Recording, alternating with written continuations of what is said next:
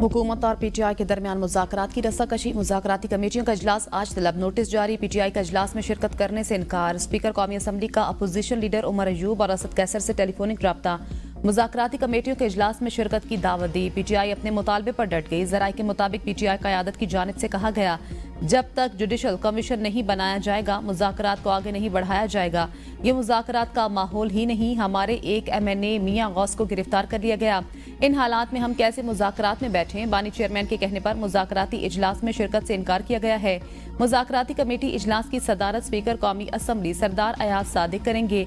इजलास parliament house के constitution room में होगा। पीटीआई की अदम शिरकत पर हुकूमती कमेटी तहरीरी जवाब स्पीकर को जमा कराएगी।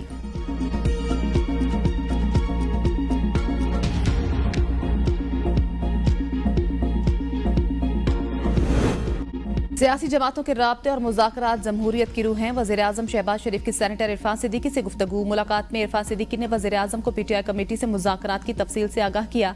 वज़ीर-ए-आज़म ने कहा, राब्तों से मसाइल हल करने के लिए मुश्तरका लाएअमल तैयार करने में मदद मिलती है। मुज़ाकरात से गुरेज गैर जमहूरी रवैया है, इससे कौमी यकजहती की फ़ज़ा को भी नुकसान पहुँचता है। मुल्क को हंगामों, महाजराई और तसादुम की नहीं, मुफाहमत और हमांगी की ज़रूरत है। मुल्क तरक्की कर रहा है और आलमी सतह पर वक़ार में इजाफा हो रहा है। किसी को गैर जमहूरी रवैयों से तामीर और तरक्की की राह में रुकावट नहीं डालने देंगे।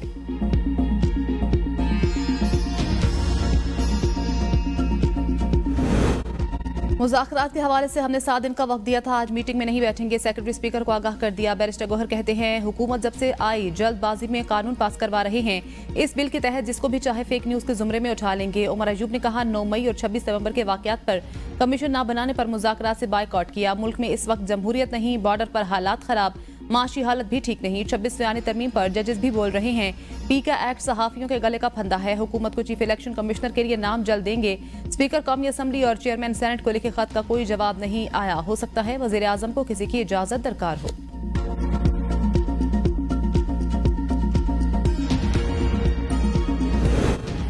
मुज़ाकरात कहीं भी हों गैर मशरूत होते हैं। पीटीआई वाले जुडिशल कमीशन के भेस में अपनी नई डिमांड रखना चाहते हैं। वज़ीर दिफा ख्वाजा आसिफ की ABN न्यूज़ से खुसूसी गुफ्तगू। कहा, जुडिशल कमीशन भी एक स्मोक स्क्रीन है। मुज़ाकरात के जरिए हल ढूंढे जाते हैं। जहां से पहले शराइत आयद कर दी जाएं, उन मुज़ाकरात की कामयाबी कभी भी यकीनी नहीं होती। पीटीआई को खुद भी एहसास हो रहा है कि हमारी सफ़ों में गड़बड़ है। पीटीआई शुरू से ही मुफादात की पार्टी थी और रहेगी।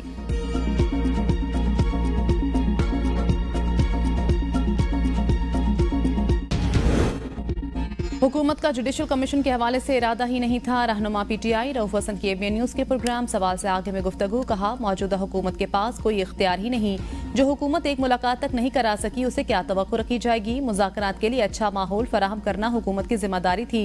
31 जनवरी की डेडलाइन खत्म होने के बाद आगे का लाएअमल तय किया जाएगा। अली अमीन गंडापुर को ऑन बोर्ड लेकर सदारत से हटाया गया। अली अमीन गंडापुर ही वज़ीर आला रहेंगे। मुझे कोई तब्दीली नजर नहीं आ रही। अली अमीन गंडापुर बतौर वज़ीर आला अच्छा काम कर रहे हैं। जुनैद अकबर की तैनाती से खैबर पख्तूनख्वा में पार्टी मजीद मुस्तहकम होगी। PAC की सरबराह की तैनाती में ताख़ीर हुकूमत की नाअहली की वजह से हुई।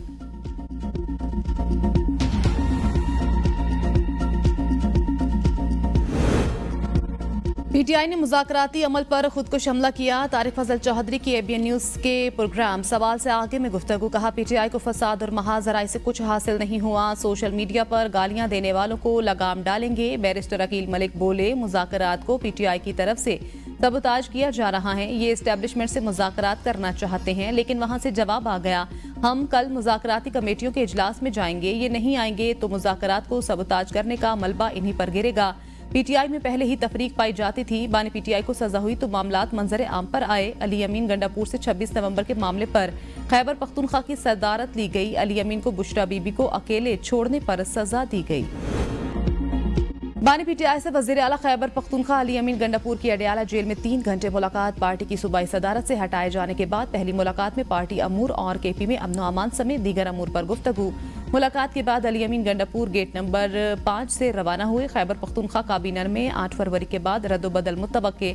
पार्टी जराए के मुताबिक पसंद नापसंद का बाब बंद होगा। अहम फैसले बानी चेयरमैन की मुशावरत के बाद नाफिजुल अमल होंगे। कारकर्दगी की बुनियाद पर बानी पीटीआई से मुशावरत पर काबीना में तब्दीली होगी। कारकुनान को इज्जत देने वाले MPAs को सामने लाया जाएगा। अपोजिशन लीडर कौमी असम्बली उमर अयूब की पीटीआई में इख्तिलाफात की तरदीद। अली अमीन को बहादुर वज़ीर आला करार दिया। कहा, जुनैद अकबर ग्रास रूट के वर्कर हैं, वो पार्टी को अच्छे तरीके से चलाएंगे।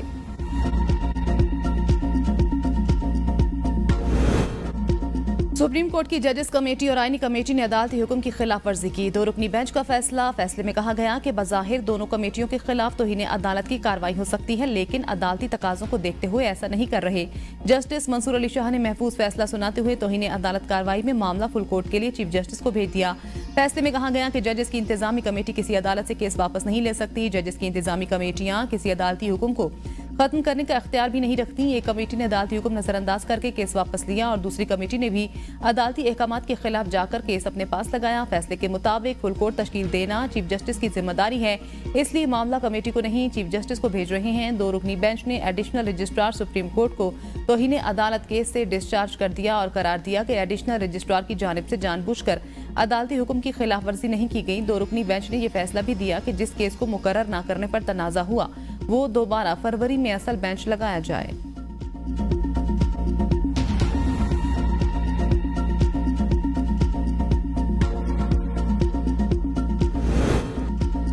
सुप्रीम कोर्ट में जस्टिस मंसूर अली शाह के तौहीन अदालत केस के फैसले की गूंज। 6 रुकनी बेंच ने जस्टिस मंसूर अली शाह के फैसले पर सवालात उठा दिए। जस्टिस जमाल मंदुखैल ने रिमार्क्स दिए। प्रोसीजर कमेटियों के खिलाफ तौहीन अदालत का फैसला सुनाने वाले जजों को नोटिस भेज सकते हैं, लेकिन ऐसा नहीं करेंगे। चीफ जस्टिस को तौहीन अदालत का मुर्तकिब कहकर उन्हें फुल कोर्ट बनाने का भी कहा गया है। क्या तौहीन के मुल्जिम बनकर चीफ जस्टिस खुद बेंच बना सकते हैं?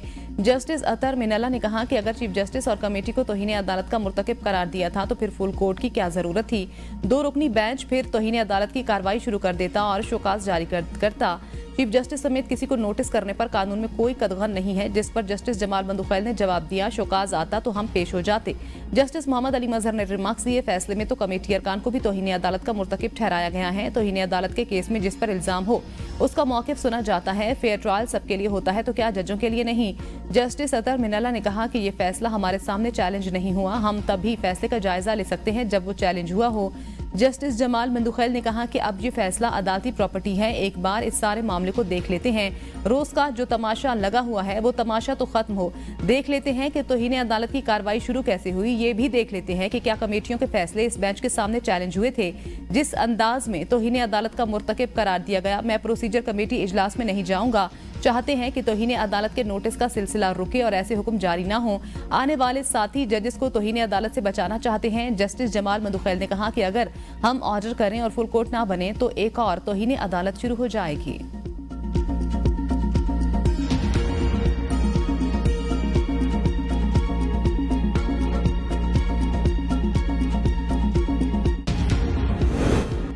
सुप्रीम कोर्ट ने 26वीं आईनी तरमीम के खिलाफ दरखास्तों पर वफाकी हुकूमत से जवाब तलब कर लिया। जस्टिस जमाल मंदुखैल ने रिमार्क्स दिए कि फुल कोर्ट बन गया, फिर आप नया एतराज कर देंगे और कहेंगे आईनी बेंच वालों को अलग करें, जिस पर वकील फैसल सिद्दीकी ने कहा कि किसी जज पर एतराज नहीं कर रहे, हम तो कहते हैं तमाम जजेस बैठकर सुने।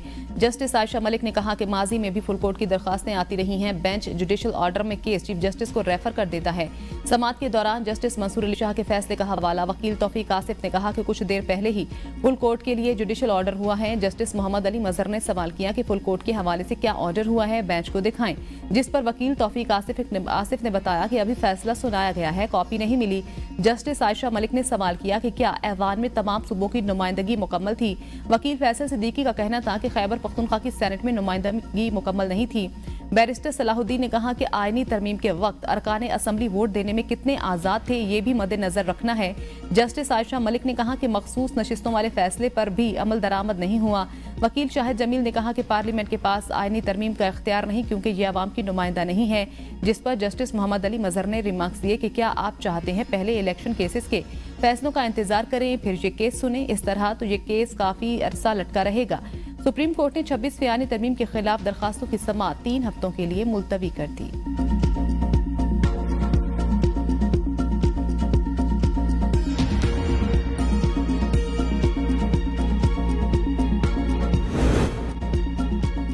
स्टेट बैंक का शरह सूद में 1% कमी का ऐलान। पॉलिसी रेट 13 से कम होकर 12% हो गया। Governor state bank Jameel Ahmad ने मॉनिटरी पॉलिसी का ऐलान करते हुए कहा, ज़र मुबादला के मजमूई ज़खायर 16 अरब 19 करोड़ डॉलर हो गए।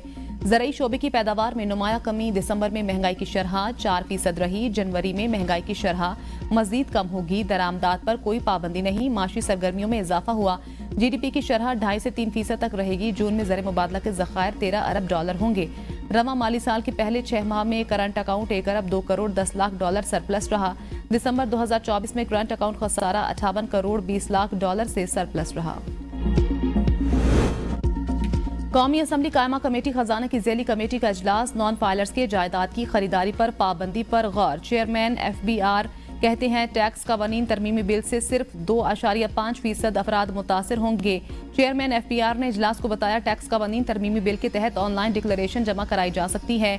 ऐप तैयार किया जा रहा है। जायदाद की खरीदारी से 1 घंटा कबल डिक्लेरेशन जमा कराया जा सकता है। ट्रांजैक्शन टैक्सेस को कम करने की कोशिश कर रहे हैं।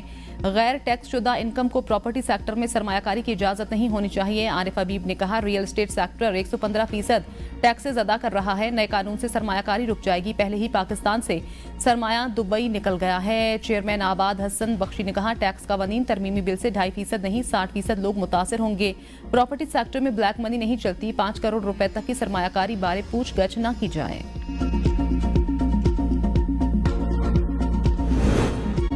6 माह में बड़ी सनतों की पैदावार में 3.81% की कमी हुई। बैरूनी सरमायाकारी में भी कमी हुई। वजारत खजाना ने पहली छमाही की माशी रिपोर्ट जारी कर दी। तस्वीरात ज़र, दरामदात में इजाफा। गुज़श्ता बरस के मुकाबले में तरसीलात ज़र में 29.3%, बरामदात में 9.8% और दरामदात 14.5% इजाफा हुआ।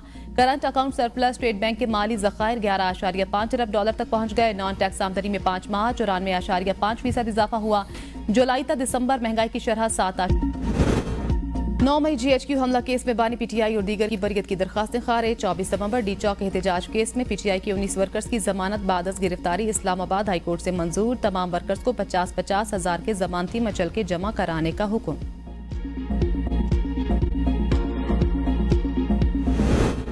पीका एक्ट आज सेनेट में पेश किया जाएगा। सेनेट का इजलास आज सुबह 11:30 बजे तलब। इजलास का 14 निकाती एजेंडा जारी कर दिया गया। इजलास में पीका तरमीमी bill, digital national Pakistan bill 2025 की मंजूरी शामिल। वजीर दाखिला 3 नए बिल ऐवान में मुतारिफ कराएंगे। इम्तिनाज स्मगलिंग माइग्रेंट्स तरमीमी बिल 2025 पेश होगा। सेनेटर फैसल वावडा FBR मुलाजमीन के लिए 1010 गाड़ियों की खरीदारी पर तवज्जो दिलाओ नोटिस पेश करेंगे। Senator Irfan Siddiqui rules of business में तरमीम पेश करेंगे। सेनेट की कायमा कमेटी दाखिला और कौमी असम्बली पहले हैं। पीका तरमीमी बिल की मंजूरी दे चुके हैं। सेनेट इजलास में पीका तरमीमी बिल पर PTI और सहाफियों का एहतजाज, ऐवान से वॉकआउट। बैरिस्टर अली जफर कहते हैं पीका कानून में की गई तरमीम आइन की खिलाफ वर्जी है। एक्ट में फेक न्यूज की कोई तशरीह नहीं की गई। सेनेट इजलास में पॉइंट ऑफ ऑर्डर पर बोलने पर सेनेटर अली जफर को बात करने से रोकने के खिलाफ PTI का शदीद एहतजाज। ऐवान मछली मंडी का मंजर पेश करने लगा, जिसके बाद PTI के अरकान वॉकआउट कर गए। सदर PFUJ अफजल भट्ट ने हंगामी प्रेस कॉन्फ्रेंस करते हुए कहा हम पीका के काले कानून को यकसर मुस्तरद करते हैं। हुकूमत समझती है धौंस धांधली के जरिए मीडिया को बिल्डोज कर लेगी। तवील मुशावरत के बाद फैसला किया है आज से आज़ादी सहाफत की तहरीक का आगाज करेंगे। हुकूमत समझती है कि धौंस धांधली के जरिए मीडिया को बिल्डोज कर लेगी। वज़ीर आज़म की इंसानी स्मगलिंग के कसूरवार इश्तिहारी मुजरिमान के रेड वारंट जारी करने की हिदायत। इंसानी स्मगलिंग के सद्देबाब के लिए तश्कील करदा टास्क फोर्स के पहले इजलास से खिताब में वज़ीर आज़म ने कहा कानूनी फ्रेमवर्क को मज़ीद मौसर बनाने के लिए वजारत दाखिला, वजारत कानून इंसाफ से ताउन कर रहे फेडरल प्रोसिक्यूशन एक्ट 2023 पर अमल दरामद तेज किया जाए। वज़ीर आज़म की FIA को बैरूनी मुल्क इंसानी स्मगलर्स की जल्द अज जल्द हवालगी के लिए भी इकदाम उठाने की हिदायत। वज़ीर आज़म की इंसानी स्मगलिंग के सद्देबाब के लिए कानूनी फ्रेमवर्क को मज़ीद मजबूत बनाने का भी हुक्म।